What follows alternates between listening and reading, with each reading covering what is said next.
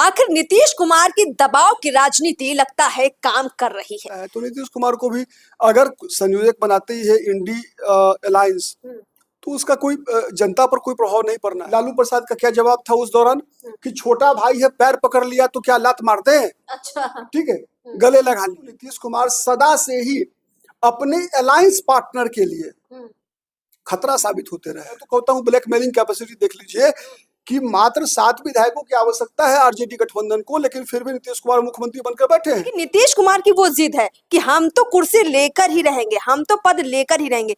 क्या लालू यादव भी दबाव में आ गए? नीतीश कुमार सहारा देने की बजाय कहीं ना कहीं एक तरह से डर दिखा रहे हैं तेजस्वी को, लालू को। जनाधार आज भी है तो लालू परिवार के पास है, और दूसरा पार्टी के आधार पर भारतीय जनता पार्टी के पास बिहार में जनाधार। लग रहा है कि नीतीश कुमार उस खेल में कहीं ना कहीं जीत हासिल कर गए जिसकी बिसात वो लंबे वक्त से बिछा रहे थे।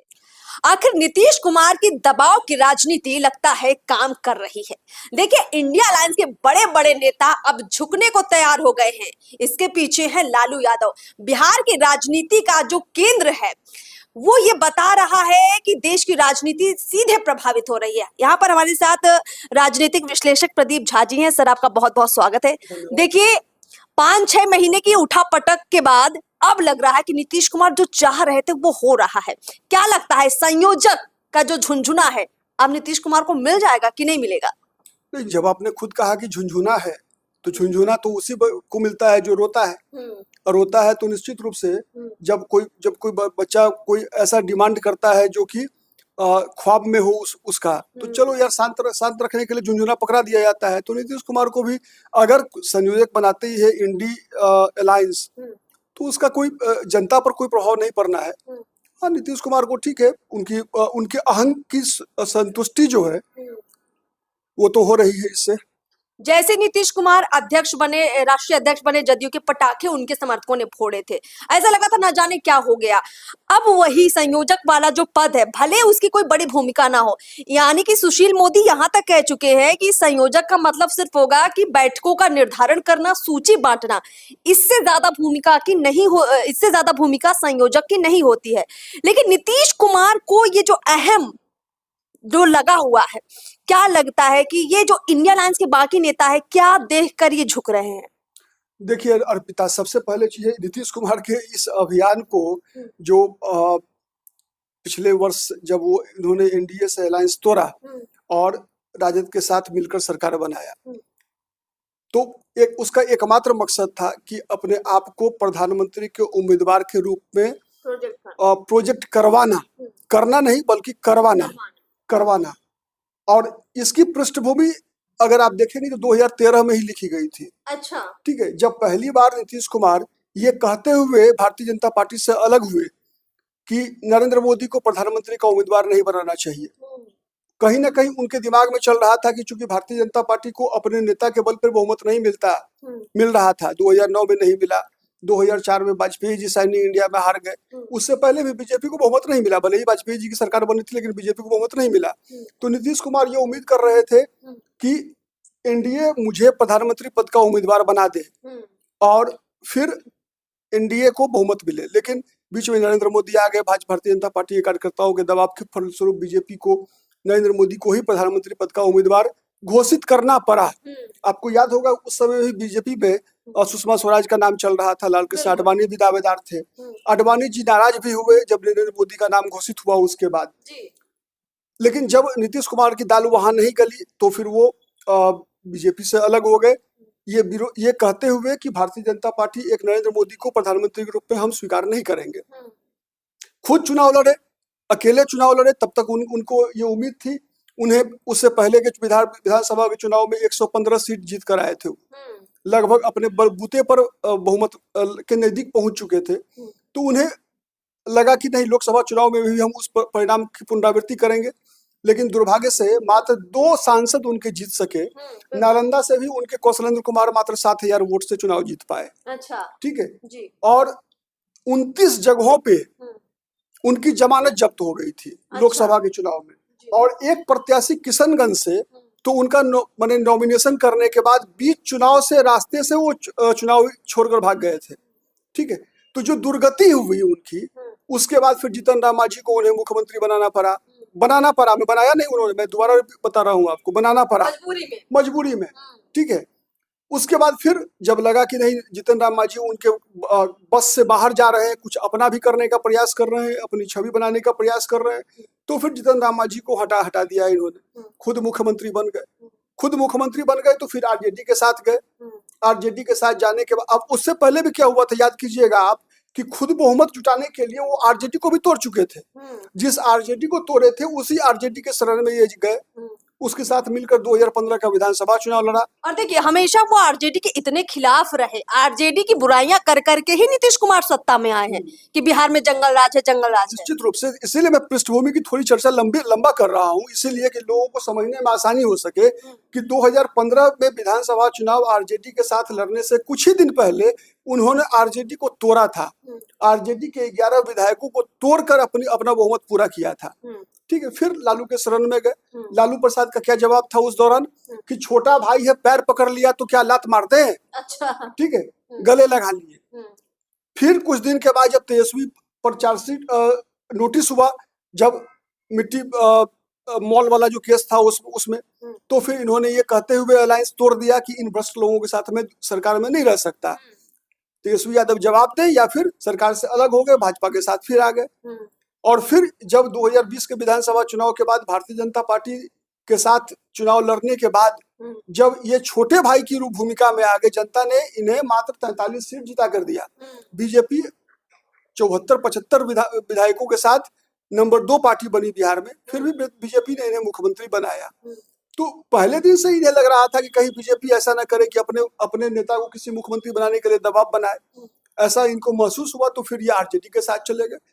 अगर गौर से देखेंगे, मैं इतनी पृष्ठभूमि इसलिए गया कि आप गौर से देखेंगे तो नीतीश कुमार सदा से ही अपने अलायंस पार्टनर के लिए खतरा साबित होते रहे। बिल्कुल, आज भी ये अपने अलायंस पार्टनर्स, चाहे वो आरजेडी हो चाहे वो कांग्रेस हो, उसे ब्लैकमेल करके ही अपने आप को संयोजक बनाने का प्रयास कर रहे हैं। अब देखिए 2020 में नीतीश कुमार सिर्फ 43 विधायक लेकर आए, लेकिन बीजेपी से उन्होंने फिर भी मुख्यमंत्री की कुर्सी ले ली।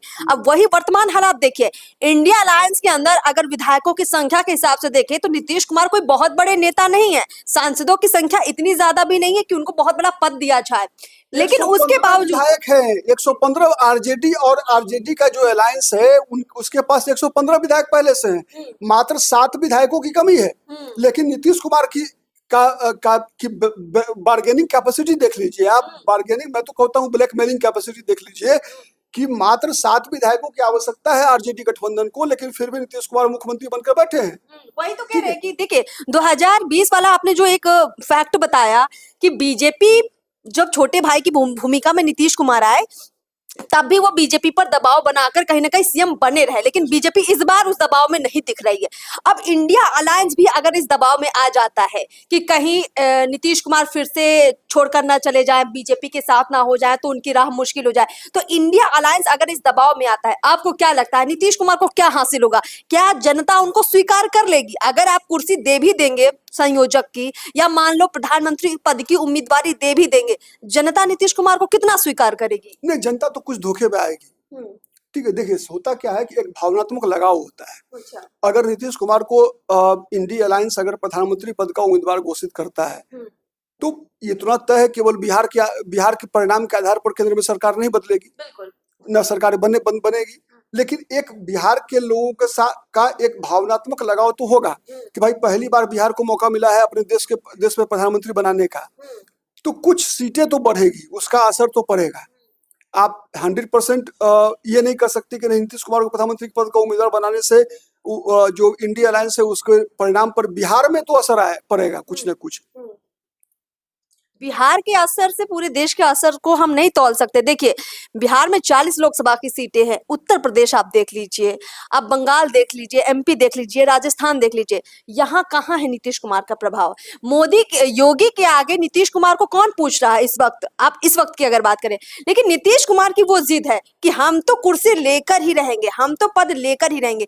क्या लालू यादव भी दबाव में आ गए हैं नीतीश कुमार के? क्योंकि बिहार के अंदर कहीं ना कहीं ये चर्चा भी है कि ईडी की, सीबीआई की जो एक तरह से कह सकते हैं शिकंजा है, वो तेजस्वी यादव पर तेजी से कस रहा है। तो लालू यादव को क्या घबराहट है कि वो नीतीश कुमार को एकदम प्रोजेक्ट कर रहे हैं कि नहीं, इनको संयोजक बना ही दो? देखिए, नीतीश कुमार के पास खोने को कुछ नहीं है और पाने को 1% भी। तो जैसे इस देश में जब देवगौड़ा प्रधानमंत्री बन सकते हैं, इंद्र कुमार गुजराल प्रधानमंत्री बन सकते हैं, चरण सिंह प्रधानमंत्री बन सकते हैं, तो नीतीश कुमार ये सोच रहे होंगे कि कहीं बने, जो कहावत है ना कि बिल्ली के भाग से छिका, ठीक है, तो ऐसा कुछ हो जाए तो संभव है। नीतीश कुमार एक तरह से चीज को आजमा रहे हैं नीतीश कुमार, ठीक है, कि कहीं कुछ ऐसा किस्मत में हो तो हो जाए, ठीक है। तो कहीं कुछ वही चमत्कार की उम्मीद में है नीतीश कुमार। प्रधानमंत्री बन गए तो एक सपना पूरा हो जाएगा, सपना पूरा हो जाएगा। लेकिन एक चीज है, बिहार का ये दुर्भाग्य रहा है और इसमें भारतीय जनता पार्टी भी दोषी रही है। केंद्र में सरकार बनाने में बिहार का उपयोग हो सके, लेकिन बिहार के बारे में ना भाजपा सोची है अभी तक, और ना अन्य दल, ठीक है। आरजेडी तो आज मजबूर है, आरजेडी के पास पाने को सब कुछ है, खोने को कुछ नहीं है, ठीक है। आरजेडी के पास भी, आरजेडी किसी भी कीमत पर चाहती है, लालू प्रसाद चाहते हैं कि तेजस्वी मुख्यमंत्री बन जाए। नहीं, उनका एक सपना है कि तेजस्वी को मुख्यमंत्री बना देना। बिहार कहाँ जाएगा नहीं जाएगा उसकी चिंता किसे है? नहीं, लालू यादव की तो राजनीति एक वो राजनीति थी जहां कहते थे कि भाई गरीबों को उठाना है, एक जातिवाद वाला माहौल था। तेजस्वी के यादव की कौन सी लड़ाई लड़ेंगे? अब तो ना एमवाई समीकरण बचा है, लेकिन अब वो पहले वाले हालात नहीं है। जैसे लालू यादव जिस जमीन से उभरे, वो हालात इस वक्त बिहार में नहीं है। तो तेजस्वी के लिए खुद से सीएम बनना इस वक्त बड़ी चुनौती है। हाँ, वो समर्थन लेकर, सहारा लेकर शायद आगे बढ़ सकते हैं। अब ये जो वक्त नीतीश कुमार को सहारा देने का था, तेजस्वी यादव को नीतीश कुमार सहारा देने की बजाय कहीं ना कहीं एक तरह से डर दिखा रहे हैं तेजस्वी को, लालू को। देखिए, ऐसा है कि ये भ्रम है। ये भ्रम बिहार की जनता को नहीं है, लेकिन राजनीतिक विश्लेषकों को है, पत्रकारों को है बिहार में, कि नीतीश कुमार परिणाम को प्रभावित कर सकते हैं। बिहार की जनता ने नीतीश कुमार को 2 बार 1995 में जब समता पार्टी के बैनर तले नीतीश कुमार अकेले चुनाव लड़े थे तो मात्र 7 विधायक जीत कर आए थे उनके, ठीक है। दूसरा चुनाव वो अपने बलबूते पर, आज तक समता पार्टी और नीतीश कुमार 2 ही चुनाव लड़े हैं। एक विधानसभा 1995 का और दूसरा लोकसभा 2014 का। 2014 के लोकसभा में नीतीश कुमार को मात्र 2 सीट मिली लोकसभा की, मैंने जस्ट बताया अभी आपको, और 29 सीट पे जमानत जब्त हो गई, ठीक है। तो अब इससे ज्यादा बिहार की जनता क्या इशारा दे सकती है? किस व्यक्ति का जनाधार? जनाधार आज भी है तो लालू परिवार के पास है, और दूसरा पार्टी के आधार पर भारतीय जनता पार्टी के पास बिहार में जनाधार है। नीतीश कुमार केवल भारतीय जनता पार्टी हो चाहे लालू परिवार हो, आरजेडी, दोनों को ब्लैकमेल करके ही आज तक अपनी राजनीतिक महत्वाकांक्षा पूरी करते रहे हैं। शायद इस बार भी ब्लैकमेल कर गए हैं। अगर ऐसा कुछ मिलता है उनको, तो इसका मतलब समझिए कि नीतीश कुमार अमित शाह से भी बड़े चाणक्य है। बिल्कुल, जिसके पास कुछ भी ना हो वो सारे बड़े बड़े धुरंधरों को अपने सामने झुका दे रहा है।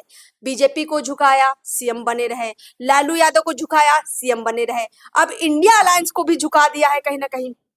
तो नीतीश कुमार की राजनीति अब आगे क्या होने वाली? संयोजक बन जाएंगे तो क्या करेंगे? देखिए, ये बड़े सवाल है। अब संयोजक बनते ही क्या वो मुख्यमंत्री की कुर्सी छोड़ देंगे? ये भी लोगों के मन में जरूर प्रश्न होगा। क्या तेजस्वी यादव को मुख्यमंत्री बनने का एक चांस देंगे? ये भी कई प्रश्न है। इन पर भी हम जरूर चर्चा लेकर आएंगे, लेकिन फिलहाल ऐसा लग रहा है कि नीतीश कुमार उस खेल में कहीं ना कहीं जीत हासिल कर गए, जिसकी बिसात वो लंबे वक्त से बिछा रहे थे। देखिए आगे क्या कुछ होता है। फिलहाल इस खास चर्चा में इतना ही। नमस्कार।